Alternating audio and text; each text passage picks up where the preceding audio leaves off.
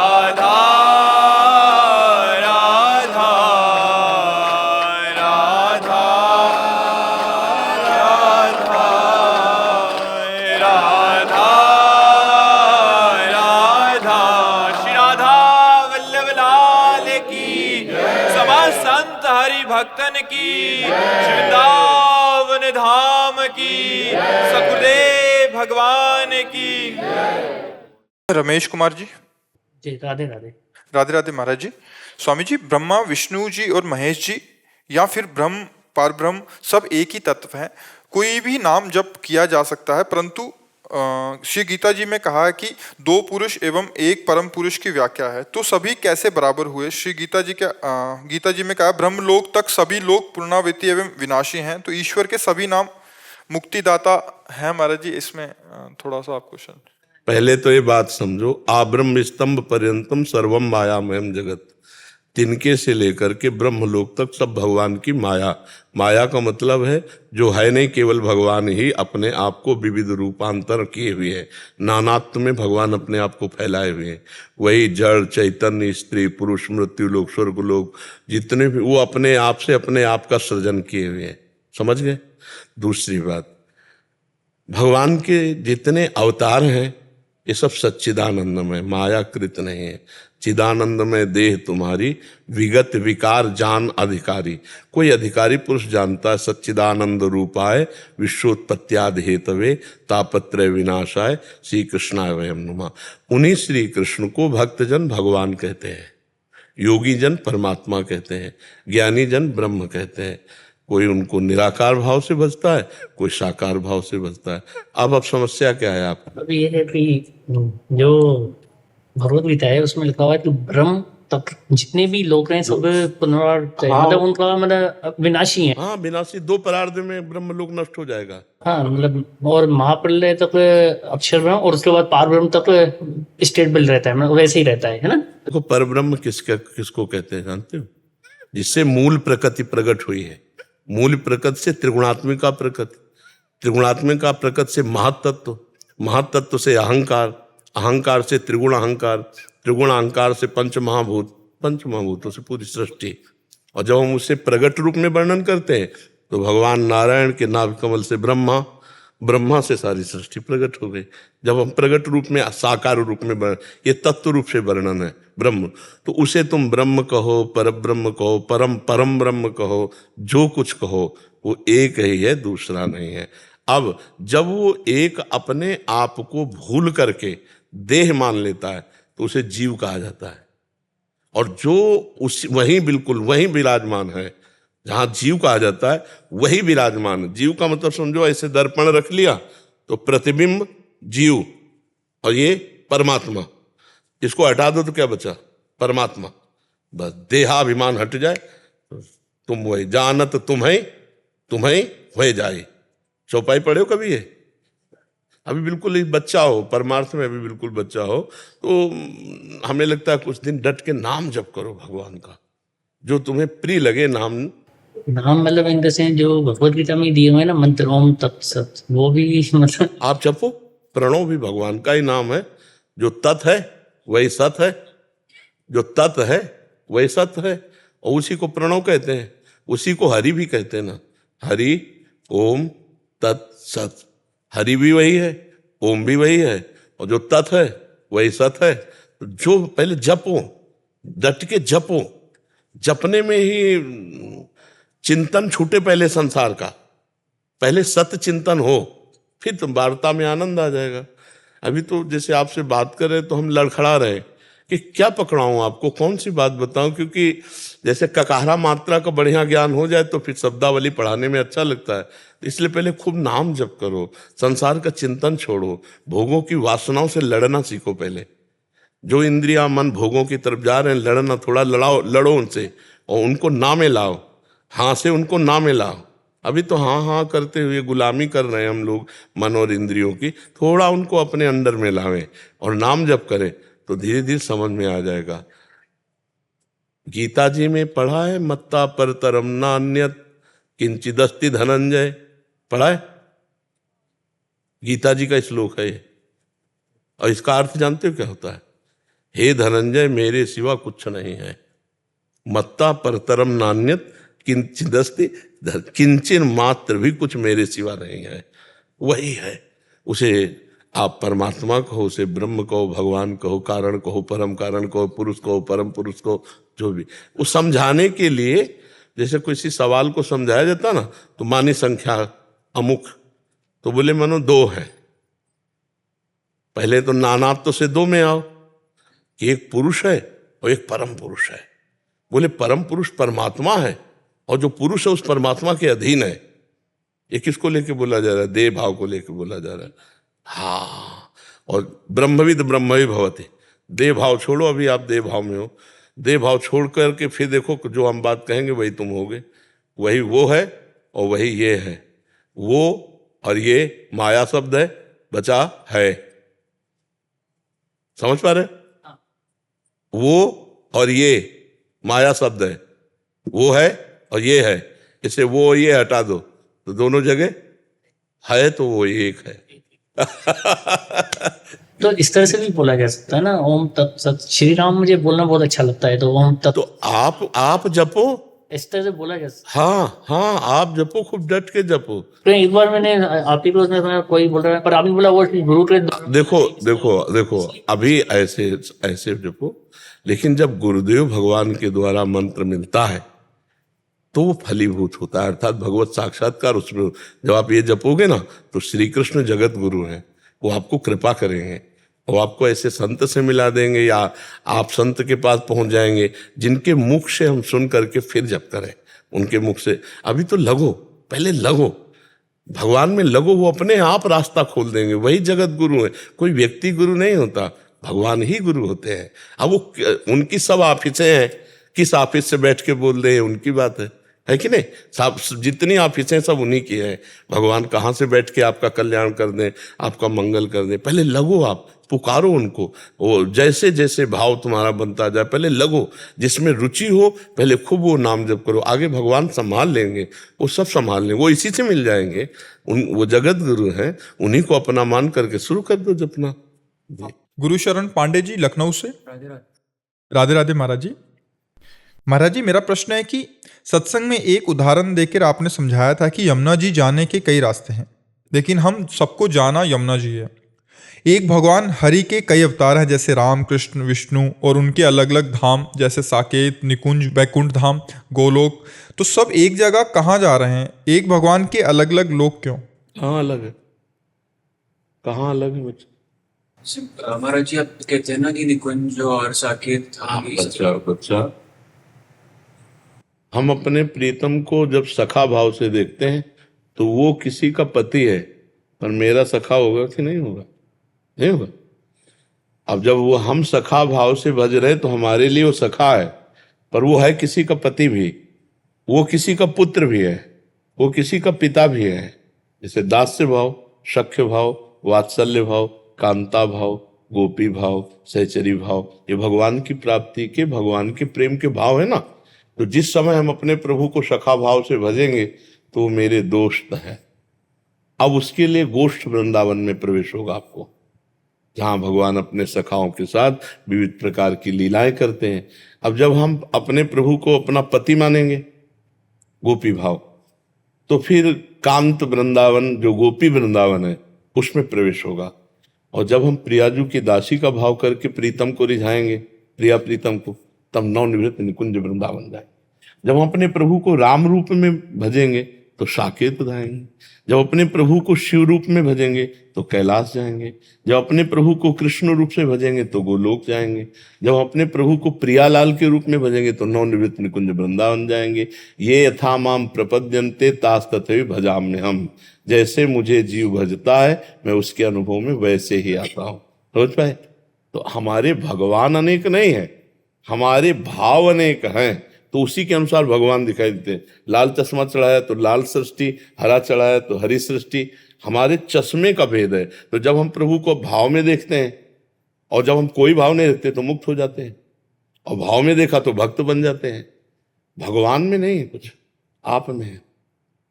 आपने अपने को गोपी माना तो भगवान आपके कांत बन गए, आपने अपने को पिता माना तो भगवान आपके पुत्र बन गए, आपने सखा माना तो भगवान आपके सखा बन गए।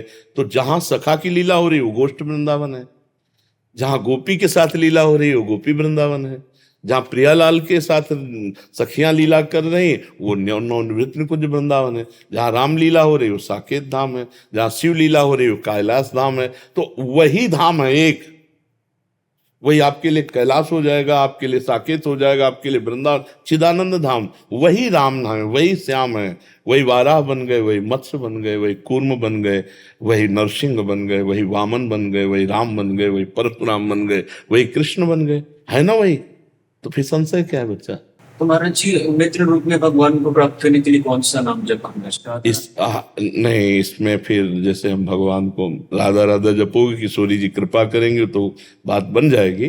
पर मित्र रूप से जपने के लिए जैसे भगवान की मित्र उपासना वल्लभाचार्य जी में है, श्री सूरदास जी, कुंभन दास जी, नंददास जी, गोविंद स्वामी, ये सब सखा भाव के महापुरुष हैं। तो हम जब वहाँ जुड़ेंगे तो वो मंत्र मिलेगी, वो उपासना मिलेगी, वो पद्धति मिलेगी जैसे ठाकुर जी से। क्योंकि ठाकुर जी से मित्र भाव रखना बहुत बड़ी बात है। ठाकुर जी हमारे दोस्त हैं, फिर दोस्त ही जैसा बर्ताव हो। अब एक दिन गोविंद स्वामी जो अष्ट सखाओं में है, देखा कि ये पहले निकल जाते हैं खेलने, तो आचार्य चरण से कहा कि कल से इसकी थाल का भोग नहीं जाएगा, पहले हम पाएंगे, बाद में इसकी थाल का भोग जाएगा। तो जानते थे सिद्ध पुरुष गोविंद स्वामी, तो बोले ऐसा कैसे हो सकता है, पहले ठाकुर जी को जाएगा, तुम्हें क्यों जाएगा? बोले भगवान ये पहले खा के निकल जाता है और वहां इसलिए पहले हम पाएंगे और हम जाएंगे तो इसको रोकेंगे। एक दिन गोविंद स्वामी खड़े खड़े लघुशंका कर रहे थे गिरिराज जी की तलहटी में, तो सब वैष्णवजन जो परिक्रमा दे रहे थे वो आए और कहा जय जय, गोस्वामी जी से कहा विठलनाथ जी से कि जय जय अब तो बहुत ही हद कर दिए, गिरिराज जी की तलहटी में हम खड़े खड़े लघुशंका करते देखा है, वैष्णव आचार से बिल्कुल ये भ्रष्ट हो गए। बुलाया गोविंद तो आए, हाँ जय जय। बोले खड़े खड़े गिरिराज जी की तलहटी में मूत रहे थे? बोले हाँ जय जय। क्यों, वैष्णव हो तुम ऐसे कैसे लघुशंका कर सकते हो? बोले जय जय ये चढ़ा था कांधे पे, हमने कहा लघुशंका जाना, तो बोले तुम हमारे घोड़ा बने हो तो घोड़ा जैसे करता वैसे करो। बोले खड़े कर रहे। ठाकुर जी को ये नहीं कहते थे कि प्रभु जी ठाकुर जी, ये हमारे कांधे पे चढ़ा था और हम बने थे उसके घोड़ा, अब सखा सखा में। तो हम जिस भाव धारा में पहुंच रहे, अगर मंत्र नहीं जप करेंगे तो इतनी सामर्थ्य ठाकुर जी को ऐसे कह के संबोधन करना। एक दिन गोविंद स्वामी शौच हो रहे थे, ये सब लिखी हुई बात हम कह रहे हैं। ठाकुर जी अकौड़ा के फल जानते हो? अकौड़ा के फल होते हैं, एक अकौड़ा का फूल होता है और फिर गुजिया जैसा उसका फल लगता है और वो अंदर रुई जैसा भरा होता है। तो वो फल तोड़ तोड़ करके गोविंद स्वामी मार, उनका शौच हो लेने दे बस, समझ ले। अब वो उनको मार रहे हैं, वो उनको मार रहे हैं, और ये शिकायत श्री विठल जी के पास पहुंची कि श्रीनाथ जी ऐसे ऐसे कर रहे थे। तो उनका जय जय, हम इतनी पवित्रता से सब नहा धो के कि किसी छुए ना, आप वहां शौच में ऐसे कर रहे हो। तो उन्होंने कहा कि हम जैसे खेलते, हमको खेलने दो, हमें खेलने में बड़ा सुख मिलता है गोविंद सखा के साथ। तो भगवान के पास जब हमारा सखा भाव पहुंचे तो उसके लिए हमें आचार्य मंत्र चाहिए, उतनी क्षमता चाहिए कि हम उन्हें भगवान न मानकर अपना मित्र मानकर व्यवहार कर सके। एक शपथ वो हमारे लगाए तो एक शपथ हम उनके लगा दें, वो कभी हमारे घोड़ा बने तो हम उनके घोड़ा बन गए, ऐसी क्षमता चाहिए। इसलिए आचार्य प्रकट होते हैं, वो मंत्र देने के लिए, वो नाम देने के लिए। आप समझ पा रहे हो? हाँ, ऐसे तो हम जब अपने भावों को देखते हैं कि हमारा प्रभु के पास कौन सा भाव पहुंच सकता है, कि अब हमको, तो फिर हम भगवान से प्रार्थना करते हैं कि हमें वो मंत्र मिले, वो आचार्य मिले, वो रास्ता बताने वाले मिले। तो ऐसे फिर भगवान मिला देते हैं, वही आचार्य मिला देते हैं, वही गुरु मिला देते हैं, वही मंत्र मिला देते हैं, वही है सबके गुरु। पर भाव का खेल अलग अलग है, भाव देश अलग है, भाव में समझना फिर बहुत मुश्किल है। जिस समय देवर्षि नारद जी यशोदा मैया के यहाँ दर्शन करने गए, अब भाव का खेल देखो। तो भगवान छोटे थे, घुटनों के बल ऐसे चल रहे थे, तो पहले घर की देहली हुआ करती थी और वो मोटी मोटी होती थी। तो प्रभु चढ़ तो गए और पीछे से पैर उठ गए और आगे हाथ नहीं पहुंचे, तो अब रो रहे थे और दर्शन करने गए थे परमात्मा के देवर्षि नारद जी कि भगवान अवतार लिए नंद बाबा। तो देखा रो रहे थे, बोले प्रभु हम उठाए? बोले तुम्हारे लिए थोड़ी है, ये तो मैया के लिए है। और मैया मैया मैया दौड़ करके आए, अरे मेरे लाला, गोद में उठाया और चूमा और दासियों को डांट लगाई। अरे देखा नहीं कितना लाला कष्ट पा गया। जब उनको पालने में लिटा दिया तो नारद जी नजदीक गए, प्रणाम किया और कहा, प्रभु वामन रूप में चरण पधराया तो ब्रह्मलोक तो यहाँ ढेरी नहीं नांग पा रहे हो। तो बोले देखो तुम्हारे लिए ये नहीं है, ये मैया के वात्सल्य है ना, तो यहाँ वात्सल्य सुख के लिए है। तो भगवान वैसी लीला करते हैं जब भाव भक्त करता है, जैसा भाव करता है, भाव के अनुसार ही तो भगवान लीला करते हैं ना, तभी तो सुख मिलता है। जब हम भगवान को भगवान मानेंगे तो भगवान जैसा हो आएंगे, जब अपना दोस्त मानेंगे तो दोस्त जैसे आएंगे। देखो ना अर्जुन मजाक करते हैं भगवान से, कैसे मजाक करते हैं, अरे बड़े सत्यवादी हो भगवान श्री कृष्ण से। ऐसी मजाक हो, जब विराट रूप देखा तो देख रहे थे, भाग उसमें पढ़ के देखना गीता जी में, कांप रहे थे अर्जुन ऐसे ऐसे। अब देखा भगवान का रूप तो कांप रहे थे अर्जुन विराट रूप में। तुम आदिदेवा पुरुषा पुराणा तुमस्य विश्वस्य परम निधानम वेत्तास्य वेद्यम च परमम तधाम। और वो बार बार कह रहे, हे कृष्ण, हे केशव, हे सखा, ये मैंने जो कहा मेरा अपराध क्षमा करना, क्योंकि आप तो परब्रह्म परमात्मा हो। ये ज्ञान नहीं होना चाहिए। अगर ये ज्ञान होगा तो मित्र भाव नहीं रह पाएगा। तो उस मित्र भाव की सिद्धि के लिए इसीलिए भगवान आचार्य रूप में प्रकट हुए, मंत्र दिए। जैसे हम लोगों के सहचरी भाव की सिद्धि के लिए हरिवंश महाप्रभु के रूप में प्रकट हुए प्रभु, और सहचरी भाव का मंत्र, उपदेश, भावना वो प्रदान किए। भाव अलग अलग है, प्रभु तो वही है ना। तुम्हारे वो सखा हैं तो हमारे वो प्रीतम है, तो किसी के स्वामी है तो किसी के पुत्र हैं, किसी के शिष्य हैं। संदीपनी जी के शिष्य नहीं बने भगवान, तो वो भी तो भगत हैं भगवान के। तो समझ आ गई आप। लेकिन कमल जी, मैं आपको तो मानता हूँ, आप ही से इतना जाना है भगवान को, मैंने तो बस मैं और ऐसी जगह लोगों को। तो आप भगवान को जिस रूप से प्यार करेंगे तो उसी रूप में आप पहुंच जाएंगे, उसी भाव में पहुंच जाएंगे। जैसे बस जाती है तो बहुत जगह रुकती है, तो हम बस स्टैंड पहुंच गए तो हमें कोई दिक्कत की बात तो नहीं पहुंची ना। अब हमको बीच में उतरना है तो बीच में गाड़ी रुक जाएगी। अगर जहाँ पूरी बस जाती है तो वहां पहुंच जाएंगे हम। तो आप जहां जाना चाहते हो, परमात्मा तो वही है, नाम तो वही है, आपको वहीं पहुंचा देगा ठिकाने से। ना प्रगट में दीक्षा तो अंदर से दीक्षा हो जाएगी जहां पहुंचना है। दो प्रकार की दीक्षाएं होती है, एक होती प्रगट में दीक्षा होना और एक होता है अंदर से दीक्षा होना। अंदर से आपका सारा मार्ग प्रशस्त हो जाएगा यदि सच्ची भावना कर लो तो गुरु तत्व भगवान है, अपने आप अंदर प्रवेश होकर सब बात बना देंगे।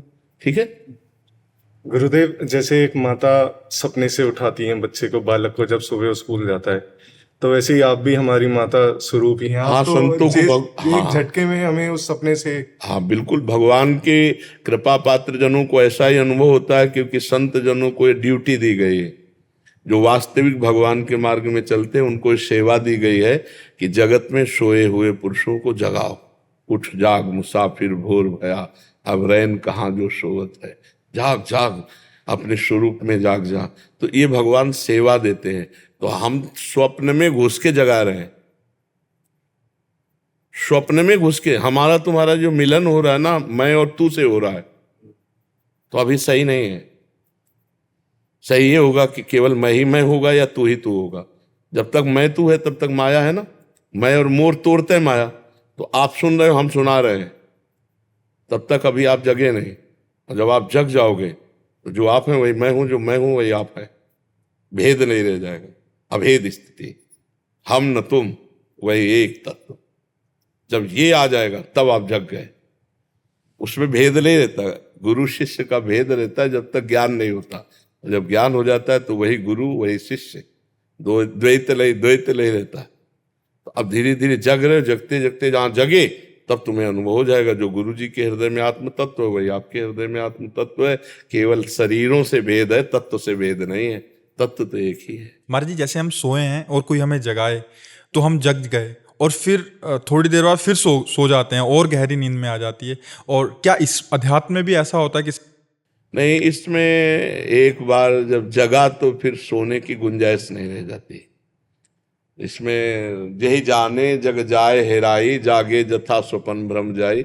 एक बार जगा हुआ पुरुष फिर नहीं सोता। इसमें महाराज जी, जैसे हम नवीन साधक हैं, सत्संग सुनने के प्रभाव से हुआ कि आज से ऐसा करेंगे, ऐसा नहीं करेंगे, बट फिर ऐसा माया का झटका, ये सब स्वप्न में चल रहा है। यही सब स्वप्न में भी तो देखते हैं कि हम स्वप्न देख रहे थे, अब हम जग गए। स्वप्न में भी देखते हैं हम कि स्वप्न देख रहे थे, अब हम जग गए, वो स्वप्न ही में था, स्वप्न ही में जगा हुआ देखा, अभी असली नहीं जगा। तो असली में जगा हुआ तो जब देखेगा ना तो फिर द्वैत नहीं रहता, वो भगवान की कृपा से जागना होता है और वो हो जाएगा। बस नाम जप करते रहिए। यहाँ वो मोह अज्ञान की निद्रा का नाश है, अज्ञान की निद्रा का। वो तो तमोगुण जनित निद्रा अपने आप खुल जाएगी, लेकिन ये निद्रा अपने आप खुलने वाली नहीं। इसके लिए तो अज्ञान तिमिरांधस्य ज्ञानांजन शलाकया चक्षुरुन्मीलितमेन तस्मै श्री गुरुवे नमः। गुरुदेव भगवान की कृपा से ही जागा जा सकता है, इसमें नहीं जगते हुए भी हम सो रहे हैं। और अगर गुरुदेव भगवान की कृपा हो जाए तो सोते हुए भी जग रहा है, वो सोते हुए भी जग रहा है, वो सोते हुए भी जग रहा है। सोते हुए का मतलब आपको दिखाई दे रहा है संसार के सारे कार्य करते हुए, लेकिन वो असंग है, वो भोग भोगते हुए भी त्यागी है, वो सारे कार्य करते हुए भी अक्रिय है। जो जगा हुआ पुरुष है वो भोग भोगते हुए भी त्यागी है और वो सारे कार्य करते हुए भी अक्रिय है। ये एक कला आ जाती जगे हुए पुरुष में। दिव्यांशु शर्मा जी। राधे राधे गुरुदेव। राधे राधे गुरुदेव। गुरुदेव आपके चरणों में मेरा कोटि कोटि प्रणाम। गुरुदेव, जब परमात्मा हमारे माता और पिता हैं तो उस तक पहुंचने का मार्ग इतनी कठिनता। देखो, परमात्मा माता पिता ये लोकवत शब्दों से समझाया जाता है। तुमेव माता च पिता तुमेव, तुमेव बंधुश्च सखा तुमेव, तुमेव विद्या द्रविणं तुमेव, तुमेव सर्वम मम देव देव। असली बात ये केवल भाव समझाने के लिए है कि हम सारे संबंध भगवान की तरफ ले जाएं अपने, नहीं तो भगवान ही एको हम बहुश्यामा। वो एक परमात्मा अपने आप को बहुत रूपों में कर लिया संकल्प से। तो जैसे आपसे पूछा था कि 31 वर्ष में आप एक सेकंड भी अपने से कभी नहीं मिले, और जब आप अपने से मिलोगे तब परमात्मा और आप दो नहीं होंगे। जब तक द्वैत शीशा रखा है तब तक दो दिखाई दे रहे हैं, आप और आपका प्रतिबिंब। और जब शीशा हट गया तो केवल आप बचे ना, तो केवल आप बचेंगे, आप वही आप हैं और दूसरा कोई।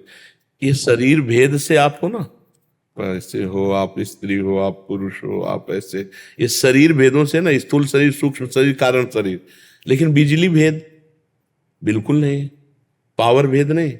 जैसे ये सब यंत्रों के भेद से एक लाइट मार रही है, ये भी तो बिजली है, देखो इससे लाइट नहीं निकल रही, ये केवल हवा दे रहा है, पर बिजली तो इसी में वही है ना।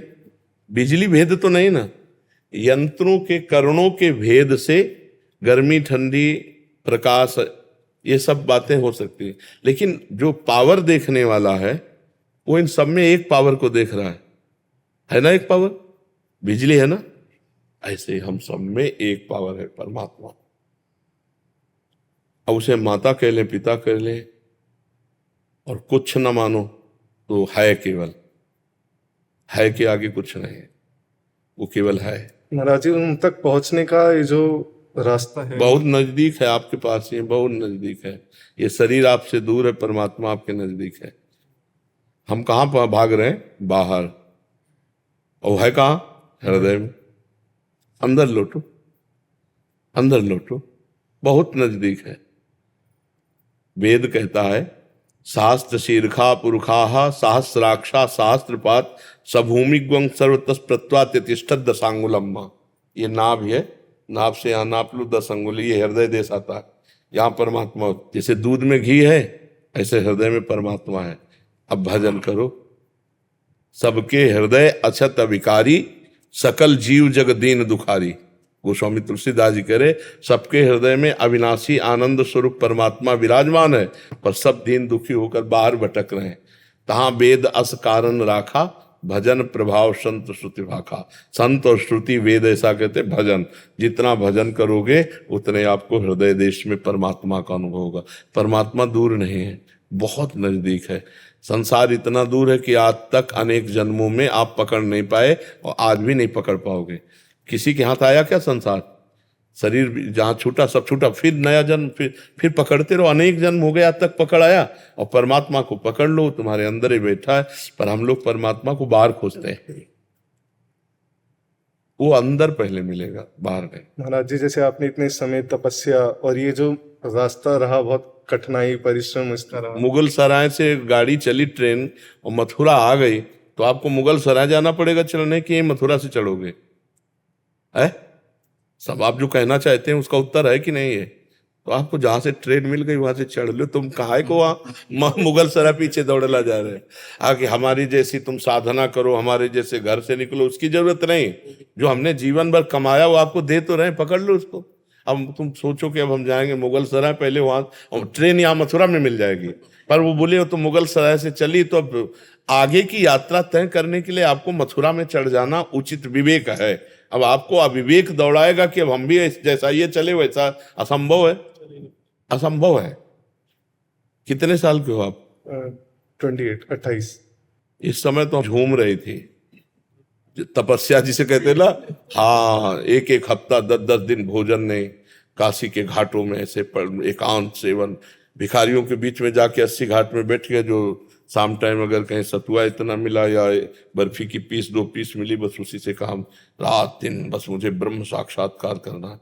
तो भगवान क्या कहते हैं कि अपने किसी एक पार्षद को कूट पीट के तैयार कर देते हैं और उसे लाखों का कल्याण करवा देते हैं। अब उसको सब कोई अगर उस तरह कुट पीट करके तैयार हो तो ऐसी बात नहीं है। हाँ, एक बार एक अस्त्र बहुत आग में पीट करके तैयार किया जाता है और वो बहुत बड़ा काम कर देता है। तो अब तो आपको क्या करना है, आप यहीं से बैठ जाओ, हमारी बात मान लो, चल पड़ो, तो हमारे साथ ही आगे की यात्रा हो जाएगी। जो हम कठिन तय करके आए हैं, जैसे हमने बहुत जो भी साधन भगवान की कृपा से, गुरु की कृपा से बना, इसके बाद हम वृंदावन आए, ये लोग डायरेक्ट आ गए। तो जो हम जहां प्रिया प्रीतम में वहीं तो ये भी है ना, इनको पीछे थोड़ी जाना पड़, सीधे अपना उतर गए और यही आनंद लेने लगे। और जो आनंद वृंदावन हमको इतने कठिनता के बाद मिला, इन बच्चों को तो ऐसे सहज में मिल गया ना। तो ये कैसे मिल गया? ये कृपा से मिल गया। तो अब जैसे कोई 1 अरब रुपया कमाए है और ट्रांसफर करके आपको 1 मिनट में अरबपति बना सकता है। आप कह दो यार 1 अरब रुपया कमाने तो बड़ी मेहनत है। हाँ, मेहनत है, लेकिन अगर अरबपति आदमी चाहे तो आपको 1 मिनट में अरबपति बना सकता है। तो ऐसे संत भगवान के निज जन है। तभी कहा, जब द्रवै दीन दयालु राघो तो साधु संगति पाइए। क्यों? क्योंकि साधु संगत से जो बड़ी बड़ी तपस्याओं से काम नहीं बनता, मिनट में बन जाता है। ये जो बातें आप सुन रहे हो, अगर दिमाग में बैठा लो तो आप विश्व में कहीं घूम आओ, आपको कोई फंसा नहीं सकता। जहां आप बैठोगे तो जैसे रबड़ी खाने के बाद गुड़ का सीरा अच्छा नहीं लगता, तो अब वो बात जो आपको मिल रही है, अगर उसको स्वीकार कर लो तो जो हमने जीवन में कमाया वो आपको ट्रांसफर हो रहा है बिना परिश्रम के, जिसे कहते हैं अहेतु की कृपा। तो भगवान ये दे रहे हैं, उसे स्वीकार कर। पर क्या होता है कि जैसे फ्री कोई चीज दी जाए तो उसकी हाँ वैल्यू ले, उसकी मान्यता लेते ले। ऐसे हम देखो प्रसन्न होकर आपको शब्दों का प्रसाद दे रहे हैं, शब्दों का। अब उनमें कोई भाग्यशाली होगा इस प्रसाद को ले पावे। ये जो जीवन को तपा करके, जीवन को समर्पित करके भगवान से जो ज्ञान प्राप्त किया गया गुरु भगवान से, और वो जो आपको मिल रहा है अमूल्य है। पर इसको कोई ग्राहक होगा वही ऐसा नहीं कि व्यर्थ जा रहा है, व्यर्थ भी नहीं जा रहा, पर सब नहीं पकड़ सकते। जो अपनी अपनी क्षमता के अनुसार है पकड़। अब लाखों लोग सुनते हैं तो लाखों में कोई बिरला ऐसा होगा जो अध्यात्म को पकड़ पावे।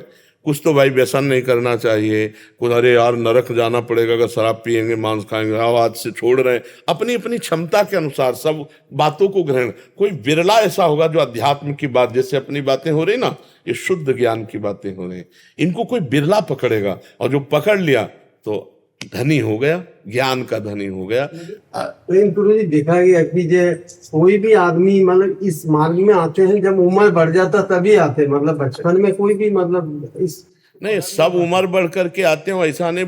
हमें तो लगता है कि हम जैसा कुछ देख पा रहे हैं कि सुबह जैसे आज सुबह, उनमें हम मान सकते हैं 5000 बच्चा और बूढ़े मिला करके होंगे। नहीं, शेष सब नौजवान थे, शेष सब नौजवान थे। राधा राधा राधा सब नौजवान थे। 5000 मान सकते हैं बच्चा और बूढ़े मिला करके, जो जीवन में भजन नहीं करते तो बुढ़ापे में वही बातें रहती हैं प्रपंच की। अब उनको काटने की क्षमता नहीं आई, ज्ञान तो आया नहीं, तो वही प्रपंच वही चलता रहता है, वही दिमाग में चलता रहता है। एक 92 वर्ष के हमें बूढ़े मिले थे। पहले हमारे मन में था कि 40 वर्ष के बाद शायद काम आदि से मुक्ति मिल जाती हो। मतलब जब हम घर से चले ब्रह्मचर्य में आए तो अब तो एक दिन 92 वर्ष के बूढ़े मिले तो उनसे एकांत में कहा कि आप ऐसा मत समझना कि मैं अभद्र व्यवहार कर रहा हूं आपसे, आप हमारे पिता के तुल्य हैं, पर हम ये जानना चाहते हैं कि हमारे मन में एक बातें आती कि जैसे काम आदि वेदना है, तो ये हमें लगता है 30-40 तक रहती होगी, इसके बाद खत्म हो जाती होगी, क्योंकि अब नए संसार में हम आए थे, 11 वर्ष से घर से निकल चुके थे। तो उन्होंने कहा ब्रह्मचारी जी तुम्हें बतावे, बोले 92 वर्ष के हैं, इंद्रियां काम नहीं करती, लेकिन मन वैसे है, मन वैसे है। तब हमें लगा कि अवस्था से नहीं, भजन से इनको मारा जाएगा, ये अवस्था से शांत नहीं होती। तो हमें लगता है अगर जवानी में, बाल्यावस्था में भजन के संस्कार नहीं बने तो बुढ़ापा में प्रभु भजन हो नहीं सकता। आपको ऐसे मिले हो कि जो जवानी में भजन ना किए हो और बुढ़ापा में भजन कर रहे हो, तो हमें बताना। मार्गदर्शन नहीं मिला उनको। हाँ, जो जीवन, अच्छा जैसे मान लो हमने कभी पिस्तौल चलाने का अभ्यास नहीं किया, तो हम फेंक के भले मार सकते, गोली नहीं चला सकते, क्योंकि हमें ज्ञान ही नहीं है। तो जब आपको ज्ञान ही नहीं है मन को विषयों से काटने का, कि कैसे हम मन को विषयों से काट कर हटाएं, कैसे हम चित्त को परमात्मा में लगाएं, तो बुढ़ापे में कैसे लग जाएगा। बुढ़ापे में बैठे वही बहू बेटा की निंदा करते रहते और इधर उधर की प्रपंच की बातें करते रहे। भजन, अगर कहीं माला हाथ में हुआ भी तो माला अपनी तरफ सरकेगा और बातें अपनी तरफ होंगी। और अगर जैसे आप लोगों की अवस्था है और भजन का आपने संभाला, अब आप वृद्धावस्था में एक अच्छे भजनानंदी हो जाएंगे, क्योंकि आपने अभ्यास किया। इसीलिए प्रहलाद जी कह रहे कौमार आचरित, कुमार अवस्था से ही भजन में चित्त को लगा देना चाहिए। देखो, अब जैसे कहा जाए कि चौथी अवस्था में संन्यास ले लिया जाए, नहीं, और बुढ़ापे में भजन हो, तो हम तुम्हें लिखित दे सकते हैं कि अगर उसने घर में भजन नहीं किया, उसने अभ्यास नहीं किया, तो यहाँ बाबा जीवन के भंडारा खाएगा, रुपया कमाएगा, फिर घर भेजेगा और वहां बहू बेटों से संपर्क रखेगा, क्योंकि वो मोह को काट नहीं सकता। मोह की काटने के लिए जो ज्ञान चाहिए था वो तो मिला नहीं उसको जीवन में। अब उसको जब सुविधा मिलेगी तो उसको उन्हीं की याद आएगी, बहू की, बेटे की, परिवार की, और वो उन्हीं के पास जाएगा, उन्हीं को देगा, उनको भी नरक पहुंचाएगा, अपने आप को भी नरक पहुंचाएगा। तो जब तक जवानी में अभ्यास नहीं किया गया तो बुढ़ापे में भजन नहीं हो सकता। ये हमारा बहुत जगह से मिला हुआ अनुभव है, बहुत लोगों से मिला हूं, बहुत जनों से मिला हूं, और ये खूब पक्का अनुभव। ये इसमें हम किसी के तर्क की गुंजाइश नहीं रखते कि अगर बुढ़ापे में भजन हो रहा है तो उसने जवानी में जरूर संत संग किया है, जरूर भजन किया है, तब उसका भजन हो रहा है। और अगर बुढ़ापे में भजन केवल करना चाहे, जवानी में नहीं किया, तो हम लिखित दे सकते हैं वो मन को परमात्मा में नहीं लगा सकता, क्योंकि 50-60 वर्ष का उसका संस्कार उसको भजन में नहीं बैठने देगा, भजन में नहीं लगने देगा। इसलिए धन्यवाद है जो आप सब लोग जवानी में अध्यात्म मार्ग की बातें जानना चाहते हो और भजन में लगना चाहते हो। मयंक जी नोएडा से। राधा वल्लभ श्री हरिवंश गुरुदेव, आपके चरणों में कोटि कोटि प्रणाम। महाराज जी, जब सब भगवान तत्व से एक ही हैं तो अलग अलग पुराण, देवी भागवत, शिव महापुराण, भागवतम में उत्पत्ति का विवरण अलग अलग क्यों होता है? इसमें रुचि विशेषता है। अब जैसे किसी ने मातृभाव की विशेषता है तो वो माँ की उपासना करेगा, और जब माँ की उपासना करेगा तो जब तक सर्वव्यापी, सर्वसमर्थ, सर्वेश्वर नहीं होगा तब तक वो भगवान या तत्व नहीं माना जाएगा। जो सर्वव्यापी हो, सर्वत्र हो और सर्वशक्तिमान हो, वही तत्व माना जाएगा, नहीं तो नहीं माना जाएगा। तो अब माँ तत्व हैं, देवी प्रपन्नार्थ हरे प्रसीद प्रसीद मातर जगतोखिलस्य प्रसीद विश्वेश्वरी पाहि विश्वम त्वमीश्वरी देवी चराचरस्य। तुम ही चराचर हो, तुम ही सबकी ईश्वरी हो, तुम ही से सब प्रकट हुए। ठीक समझ में आ गया? तो तत्व रूपी माँ है ना। अब गणेश जी आओ, तो जब गणेश जी की बात पढ़ोगे तो सब कुछ गणेश जी है। तुम ब्रह्म, तुम रुद्र, तुम सब कुछ गणेश जी हैं और सर्वव्यापी गणेश जी हैं। तो ये सिद्ध होना चाहिए कि तुम सर्वव्यापी तत्व की उपासना कर रहे हो, वही परमात्मा माना जाएगा। अब शिव जी में आ जाओ, वही सब कुछ है। शिव पुराण उठा के देखो। अब राम जी में आ जाओ, वही सब कुछ है। कृष्ण जी में सब। तो हमारे प्रभु ने भाव के अनुसार उपासनाएं व्यक्ति की, जैसे कोई भगवान को दोस्त मानना चाहता है, कोई भगवान को पिता मानना चाहता है, कोई भगवान को माँ मानना चाहता है, कोई भगवान को भगवान मानना चाहता है, कोई भगवान को भगवान न मानकर अपना पुत्र मानना चाहता है। जैसे भाव करो वैसे ही भगवान आपको प्राप्त। हमारे भगवान में ये सुविधा है, जैसे जैसे चाहो आप वैसे। आप भगवान से दोस्ती कर लो, भगवान को आप स्तुति करो और आप भगवान को चाहे कटुवचन बोलो, जैसे जैसे तुम्हारा संबंध जोड़ना चाहो वैसे जोड़ लो, पर परिणाम उसका अलग अलग है।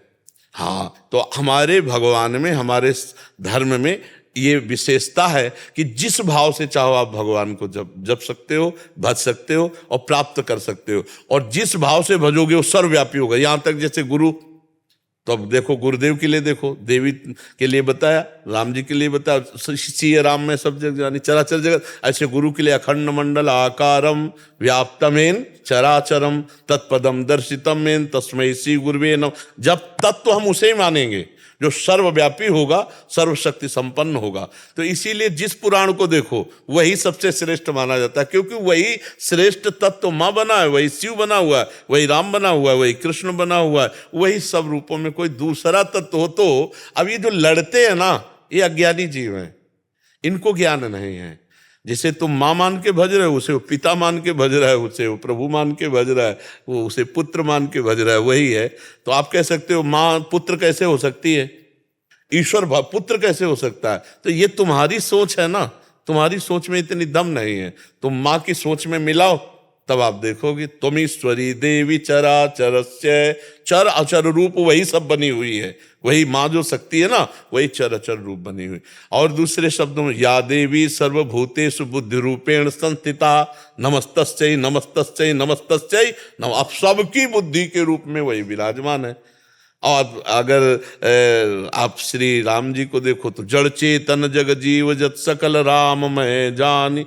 अब कृष्ण रूप में देखो तो वासुदेव सर्वमिति, सब कुछ वासुदेव है। ब्रह्म रूप से देखो तो सर्वम खलमिदम ब्रह्म ने नास्ति किंचन, वो एक ही तत्व के अनंत नाम, अनंत रूप, अनंत लीला है। हरि अनंत, हरि कथा अनंत। समझ में आ रही बच्चा? जी, पर मतलब सृष्टि की फिर उत्पत्ति जो है वो अलग अलग हुई, अपने से हुई, अलग अलग नहीं हुई। ये तुम्हें भ्रम है। ये सृष्टि का बाहरी स्वरूप जब आप पढ़ते हो तो अलग अलग आपको दिखाई देता है। बाहरी में हम आपको एक ही करके दिखाते हैं। सबसे पहले भगवान, ये बाहरी रूप है, अंतर रूप नहीं कर, अंतर रूप दूसरा है। सबसे पहले भगवान, भगवान अपने आप से ही जल प्रकट करके वो अपने ही स्वरूप शेष रूप में आप ही भगवान नारायण के रूप में शयन करते हैं। समझ में आ गया? जल भी भगवान, शेष भी भगवान, नारायण भी भगवान। योग निद्रा में शयन करते हैं और अपने स्वरूप काल को छूट दे देते हैं कि काल माने समय, समय आने पर हमें जगा देना। एक समय है, समय प्रकट हुआ, भगवान ने इच्छा प्रकट की, क्षोभ जिसे कहते हैं, इच्छा रूपी क्षोभ प्रकट हुआ, तत्काल त्रिगुणमयी माया प्रकट हो गई, सतोगुण रजोगुण तमोगुण, और त्रिगुणमयी माया से एक कमल प्रकट हुआ, नाभि, जिसमें ब्रह्मा की भ्रकुटी से रुद्र, और ब्रह्मा और रुद्र से संपूर्ण सृष्टि का विस्तार।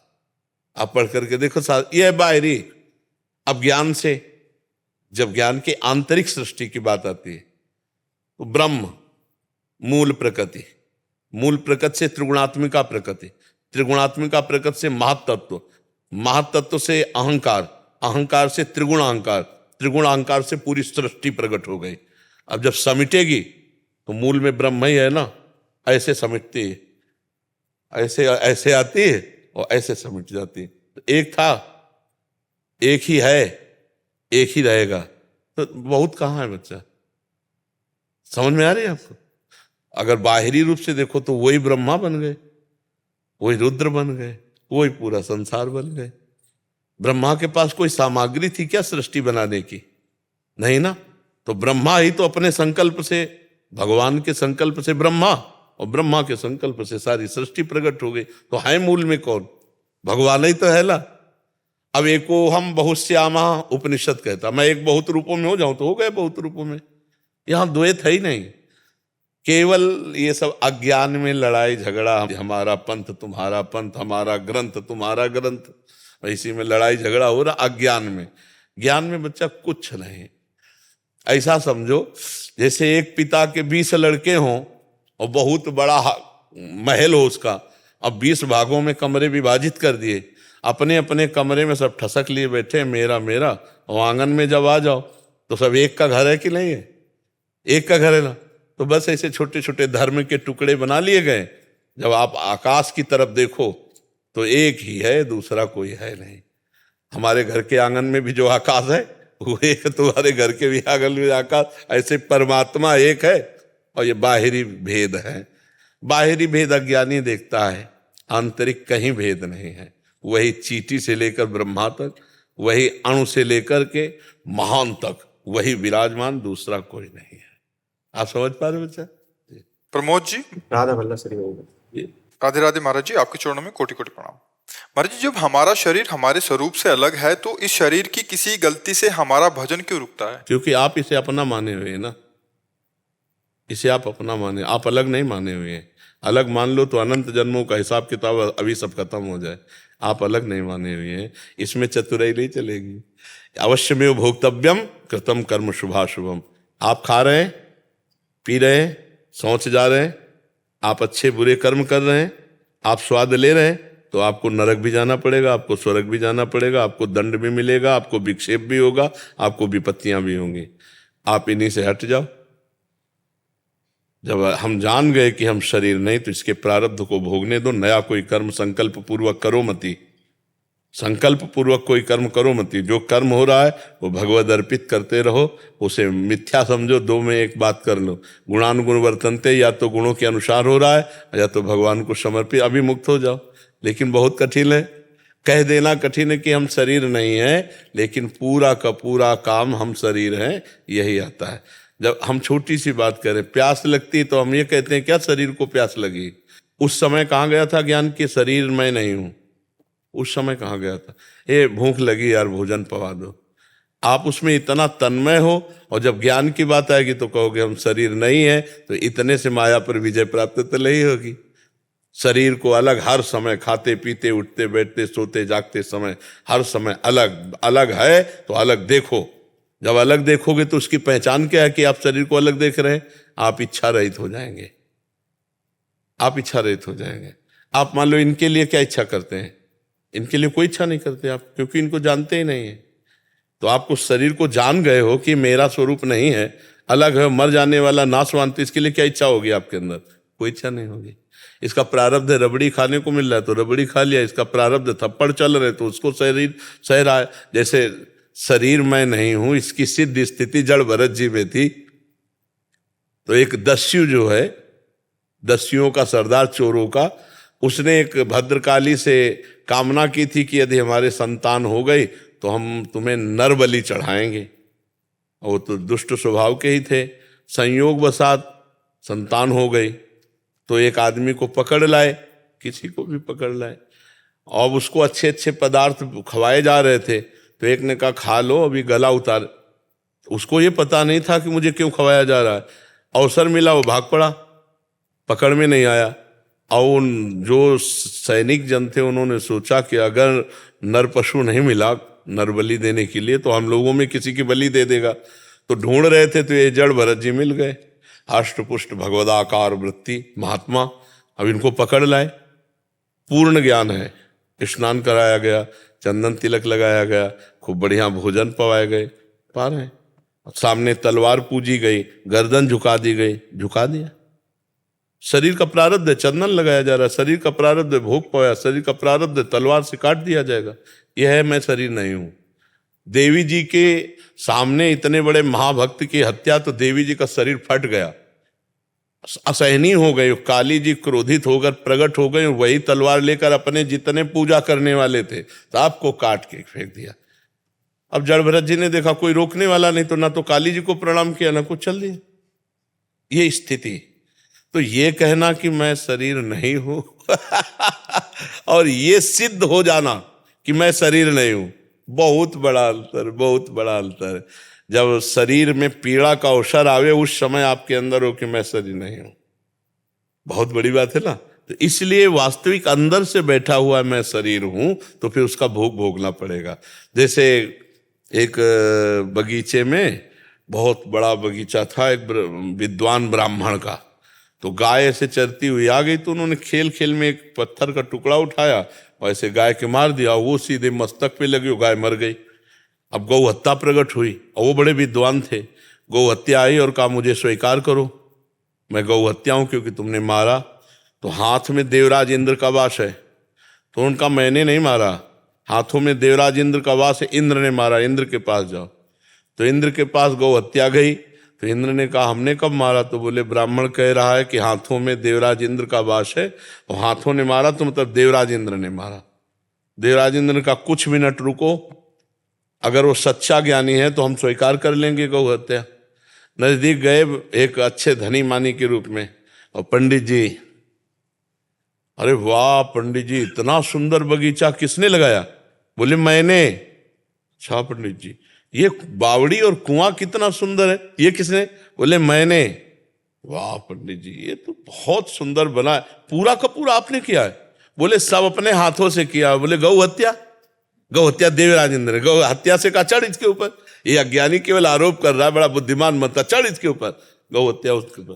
तो कच्चा ज्ञान जो है वो कर्म बंधन और आवागमन चक्र से नहीं, सच्चा ज्ञान जो अनुभव वो आता है गुरु सेवा से, खूब भजन करने से, शास्त्र स्वाध्याय करने से, दैन्य और पवित्र आचरण करने से, तब सच्चा ज्ञान होता है। सच्चा ज्ञान ही तो माया मुक्त कर सकता है। नहीं, ज्ञान तो बहुत है लोगों को, रुपया कमाने का, नाना प्रकार की सामग्री इकट्ठा करने का बहुत ज्ञान है, लेकिन माया से मुक्त होने का ज्ञान तो किसी किसी को होगा, और वही ज्ञान वास्तविक ज्ञान है, नहीं तो सब अज्ञान ही है। नहीं महर्षि, यद्यपि भक्तों की आंतरिक स्थिति तो मतलब वो खुद जानते हैं, उनके प्रभु जानते हैं, बट जैसे अपना स्वरूप की स्थिति में आ जाना ये बहुत बड़ी बात है हमारे। हाँ बिल्कुल, मतलब ये तो कोई गिने चुने ही होंगे। हाँ हाँ बिल्कुल बिल्कुल।